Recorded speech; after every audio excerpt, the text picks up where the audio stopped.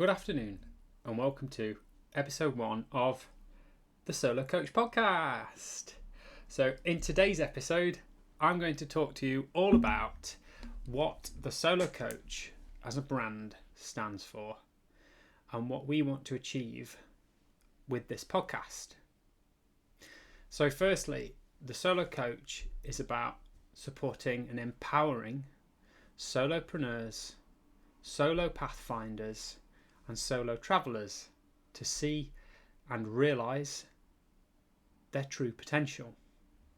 So what do I mean by solopreneur? Solopreneur typically is a solo entrepreneur who runs their own business and encounters lots of challenges through running their own business, and typically could be likened to a plate spinner, spinning several plates all at the same time, trying not to drop one, trying to manage the advertising and marketing of their product, trying to manage the finances and the accounting, keep on top of the books.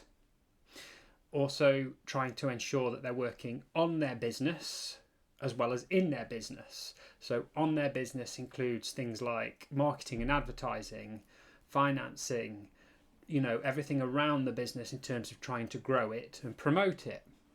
Working in their business might include creating and developing their product. For example, cakes, if it's a little bakery. Or in my case, coaching. Providing the actual coaching and delivering the coaching sessions to clients is working in my business, and then going to business networking events and doing this podcast and creating and delivering workshops, for example, is working on my business. So it's all those activities around my core product, which for me is coaching. So these solopreneurs spinning all of these plates can find themselves quite drained, quite burnt out, quite exhausted, and some of that initial passion that they went into their business venture with can be drained, and in some cases completely drained down to zero, to the point that they might be considering winding it up and changing paths completely. And through my work, I want to support them to realise that they're not truly on their own, because none of us are ever truly on our own, right? There's 8 billion of us on the planet. The chances of you being the only person doing something that you're doing for the first time ever is pretty much zero. So there's always going to be someone else doing what you're doing, and there'll also be people that could help you in building your business.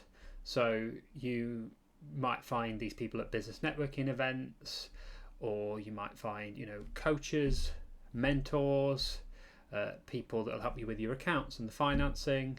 And then there's a raft of people working in the social media industry that can help you with your marketing, advertising and self-promotion. So through conversations with solopreneurs, I help them to see and realise that they're not truly on their own, and that they don't need to spin all of the plates all at once by themselves. They could start by putting down some of the plates or finding other people to help them spin those plates.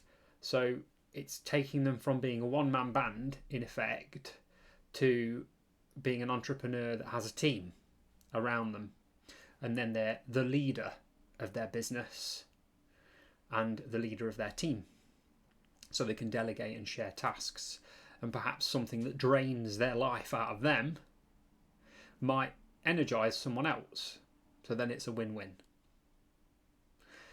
The second type of client I work with are solo pathfinders.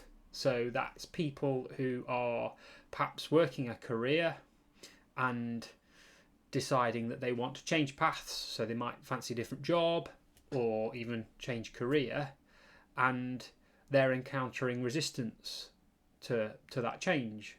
In addition to the standard resistance we all encounter to change itself. So, for example, they might have people in their life that believe that you get one job for life and you stick with it, and changing jobs for the sake of changing because you don't like it and you want to try something else is not acceptable and not the done thing. So there could be societal and cultural and sort of family and friends expectations on them and requirements that might lead them to feeling like they can't make that change, or like there's something wrong with them because they're no longer enjoying the same career that they've been enjoying for the last 10 years. Also, it might be that they're seeking a change because they're not feeling that sense of fulfillment that they once felt from their job, but perhaps that sense of fulfillment might have come from a different area of their life. And if they're feeling a sense of emptiness and a longing for more pleasure from life, it might not be that it will come from their job or career. It might be that it'll come from a different area of their life. I remember years ago being single and living on my own for a period of time and trying to get all of my fulfillment and enjoyment from work and wondering why I couldn't do that. Now, in reality, in effect, it requires all areas of life to be balanced in order to feel that true full sense of fulfillment. So what do I mean by that? When I started spending more time with friends and then found a partner and then moved in with in a really bustling and exciting shared house, I found that in general I was happier in my life, and as a result I was happier at work.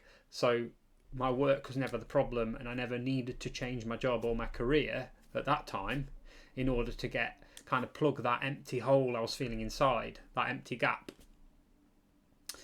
So my work with the solo pathfinders is to support them to understand, to really get into the nitty-gritty of what's that feeling they've got at the moment, what's missing, why are they longing for a change, what kind of change are they really longing for, and kind of scraping below the surface of maybe it's nothing to do with work, or maybe it is to do with work, and maybe it's a conversation that they need to have with their manager about a change of role or a change of department at work, or a new challenge, a new project, something fresh to mix it up a bit.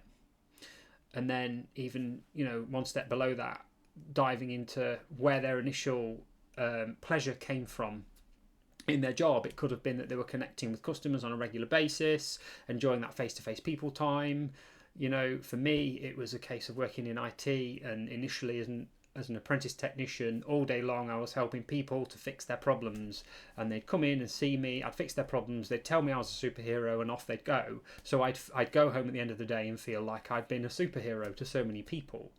But as I rose through the ranks in my IT career, I became more and more detached from the user-facing kind of break-fix work, and was instead working on bigger projects that affected everyone, but they were kind of hidden, or at least there was some separation with what I was doing from the people who would be using these systems. So potentially several days or weeks would pass and I wouldn't necessarily be speaking to people who I could fix something for immediately and get that dopamine boost for us both.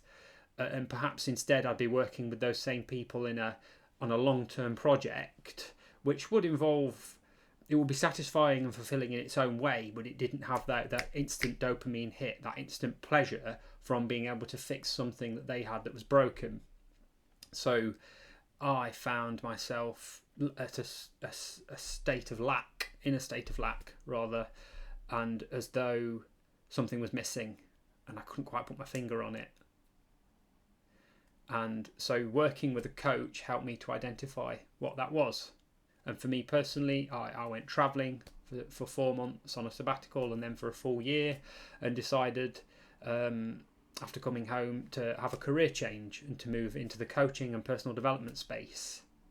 And that's where I get more satisfaction from, because I'm actively all day, every day, helping people to grow and develop and to overcome obstacles that they are encountering.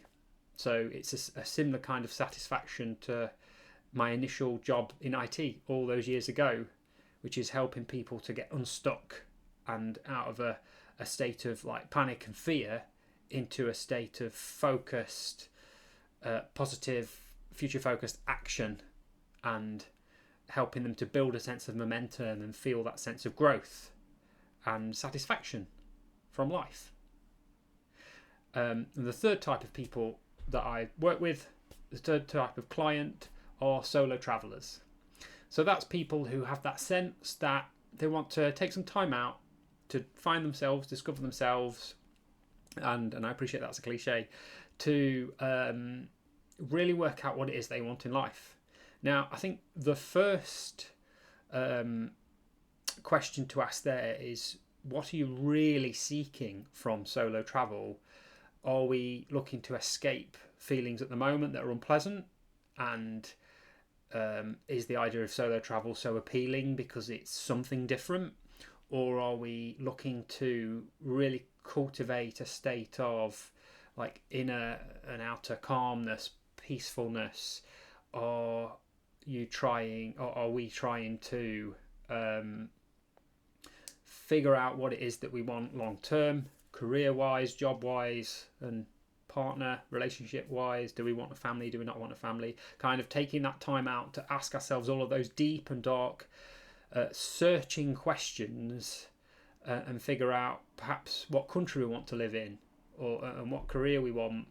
Maybe we might want to learn a new language or move to a different culture that we perhaps resonate more with. Perhaps there's a side of us that we've never explored in some way, and it's time now to do that. So there can be many wonderful reasons for going solo traveling and incredible outcomes, but the work that I do with people who want to go solo traveling is initially to understand what's the driving force behind it, what's the real reason they want to go, and then when we've established that and decided, okay, let's make it happen, then going through the logistical side of how do we make this work? Where are you going to initially start your solo travel journey? How long are you going to go for? What are you going to do about your life that's currently at home? Do you need to sell some possessions to raise funds? Do you need to let a rental house go? Do you want to sell your car? What are you doing about your job, your career? Are you putting it on hold? Or are you transitioning to remote? Are you taking a sabbatical? Or are you fully resigning your position and coming back at some point for a different position with a different company? There's so many questions to answer. There's so many unknowns. And it's a case of helping someone pick apart all of these questions one by one and understand and get really clear on what the answers might be. And sometimes the answers might not be as clear, might not be black and white, but simply by asking ourselves those questions together, we can start to work out what it is that they want to do and achieve, and how they're going to go about doing it, and how they'll know that they've done it, and then perhaps help with that transition, the very hardest part, which is settling somewhere new or coming home and resuming their life before, perhaps in a different form. So they're the three types of clients that I work with, and the purpose behind the Solo Coach podcast is to interview people who have been solo traveling or have taken the path less followed in their job, career or life, in order to share and celebrate their stories and to hear from them what are the obstacles that they've encountered and how they've overcome them, and what lessons they've learned along the way, in order so that we can seek and achieve that same sense of fulfillment that they've now got, but we can take a shortcut to get it, and in order to get there sooner and potentially avoid some of the traps that they fell into along the way, so that we're a little bit more equipped and clued up to go on that journey that might be, say, starting a new business, going solo traveling, or a full-blown career change of some sort. We are then more equipped to embark on that journey and get to the destination with the knowledge of some of the obstacles that we might encounter on the way and how others faced and overcome those obstacles. So I look forward to seeing you and hearing from you in the comments, and in future episodes I'll be speaking more in depth about these areas, but I'll leave it there for now. Thank you very much for watching, and have a fantastic day ahead.